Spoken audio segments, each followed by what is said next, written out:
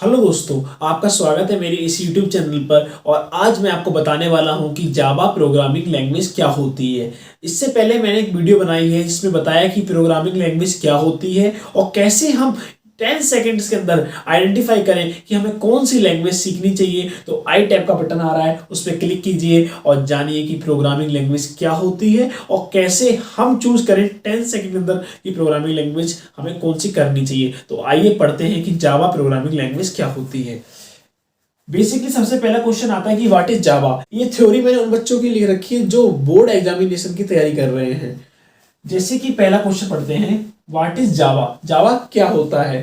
तो Java is a class based high level programming language. मतलब कि जावा कैसा है? क्लास बेस्ड लैंग्वेज है। और उसके बाद पढ़ते हैं, it is a complete object oriented programming language. मतलब ये ऑब्जेक्ट ओरिएंटेड प्रोग्रामिंग लैंग्वेज है। और Java was originally developed by James Gosling in 1995। Extension of Java, हम जब भी कोई फाइल सेव करते हैं तो हम डॉट जावा से सेव करते हैं। बेसिकली आगे वाले यूनिट में मैं आपको बताने वाला हूं कि डॉट जावा हम क्यों लिखते हैं और इट इज यूज फॉर, हम जावा यूज क्यों कर रहे हैं। मोबाइल एप्लीकेशन को हम डेवलप करते हैं और डेस्कटॉप एप्लीकेशन इससे बना लेते हैं और वेब एप्लीकेशंस, गेम्स हो गए और काफ़ी सारी चीज़ें हैं जो हम जावा से डेवलपमेंट में यूज करते हैं। ये होता है बेसिकली जावा प्रोग्रामिंग लैंग्वेज होती क्या है। अब हमारी आती है कि हमें ये भैया ये बताइए, ये ऑब्जेक्ट ओरिएंटेड प्रोग्रामिंग लैंग्वेज क्या होती है और हम जावा प्रोग्रामिंग लैंग्वेज यूज ही क्यों करना चाहते हैं। बेसिकली वाई हमारा क्लियर नहीं हो रहा है कि वाई जावा। तो आइए मैं बताता हूँ हम जावा यूज ही क्यों कर रहे हैं, ये हमारा क्लियर होना चाहिए। जावा वर्क ऑन डिफरेंट प्लेटफॉर्म, हम जावा को अलग अलग प्लेटफॉर्म पे वर्क कर सकते हैं जावा के थ्रू। जैसे हम विंडोज पे कर सकते हैं, मैक में कर सकते हैं, लिनक्स में कर सकते हैं, एक्सेट्रा। इसी चीज को हम एक टर्म से भी इंडिकेट करते हैं जावा प्रोग्रामिंग को, वो होता है प्लेटफॉर्म इंडिपेंडेंट। मतलब हमारी जावा होती है ना, वो प्रोग्राम प्लेटफॉर्म इंडिपेंडेंट भी होती है साथ साथ में। It has a large demand, इसकी डिमांड भी काफी है इन करंट जॉब एंड मार्केट। मतलब बेसिकली ये हमारी करंट जॉब मार्केट में इसकी डिमांड भी कितनी है? हाई है। इट इज ओपन सोर्स, मतलब कि ये ओपन सोर्स है और साथ ही साथ में क्या है? फ्री है। हम इसे इजी टू एक्सेस भी कर लेते हैं और ये क्या है? Open source. It is a secure, मतलब बहुत बड़ी चीज है कि सिक्योर भी है। मतलब बेसिकली आज की डेट में हम लोग सिक्योरिटी चाहते हैं तो सिक्योर है। और फास्ट है और पावरफुल भी है। पावरफुल तो है और साथ में क्या है? फास्ट, दोनों चीजें हैं।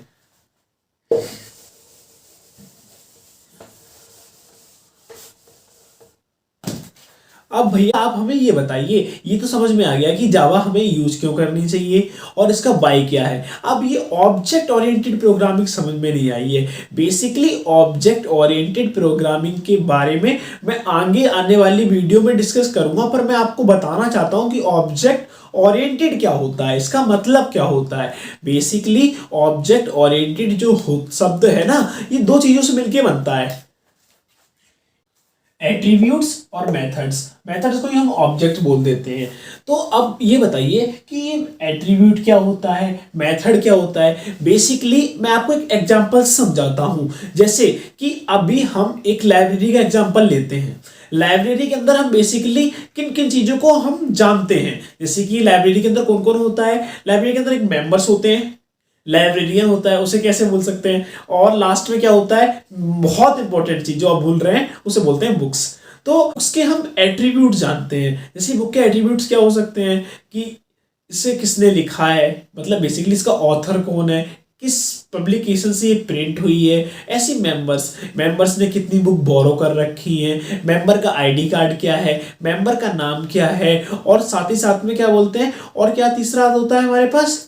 बुक्स। बुक्स हो गया। अब लाइब्रेरियन, लाइब्रेरियन की टाइमिंग कब है आने की और जाने की टाइमिंग कब है, और साथ ही साथ उसका नाम क्या है, उसका आइडेंटिटी कार्ड क्या है। ये एट्रीब्यूट्स में जाते हैं। जैसे कि हमने एग्जांपल किसका लिया? बुक्स हो गया,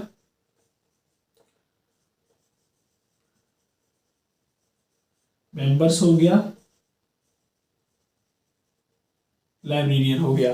अब इसके हम क्या जानते हैं कि इसका ऑथर कौन है और इसका पब्लिकेशन कहाँ से हुई है एंड एक्सेट्रा। ये तो हमारे हो गए बुक के एट्रीब्यूट्स। और मेंबर्स के आईडी कार्ड क्या है और कितनी बुक बोरो कर रखी हैं, बुक्स बोरो कर रखी हैं एंड एक्सेट्रा। और लाइब्रेरियन का क्या जानते हैं हम, इसका नेम क्या है और साथ ही साथ में क्या इनका आईडी कार्ड और टाइमिंग आउट एंड इन। ये तो इसके एट्रीब्यूट्स हो गए। ये जो हमने एग्जांपल लिया किसका, लाइब्रेरी का, जो हमने लाइब्रेरी का एग्जांपल लिया है ना, उसके तो मेरे पास एट्रीब्यूट्स हो गए कि उसके अंदर क्या क्या चीज होती है, बुक्स हो गए, मेंबर्स हो गए और लाइब्रेरियन हो गए। मेथड्स क्या होते हैं भैया ये बताइए। देखो बुक को क्या किया जा सकता है, हम बुक को बोरो कर सकते हैं और बुक को हम ले सकते हैं, मतलब रिसीव कर सकते हैं और रिटर्न कर सकते हैं। हम क्या रिसीव और रिटर्न कर सकते हैं और रीड कर सकते हैं और बुक पे राइट तो हम करेंगे नहीं, ठीक है, मार्क्स कर सकते हैं। अब मेंबर क्या कर सकता है, मेंबर भी 3-4 चीजें कर सकता है, या बुक को ले सकता है या बुक को बोरो कर सकता है और फिजिकली वहां पे जाके रीड कर सकता है, ये कर सकता है। ये इसके हो गए मेथड्स, मतलब कि ये क्या क्या चीजें कर सकता है। और लाइब्रेरियन क्या कर सकता है पता है, लाइब्रेरियन बहुत बड़ा काम कर सकता है जो आप रिलेट कर पा रहे होंगे अपने कॉलेज में या स्कूल्स में। फाइन, भैया फाइन ही ले सकता है, अरे भाई वो रिटर्न भी ले सकता है। अगर टाइम पे पहुंचो पर टाइम पे आप पहुंचोगे नहीं।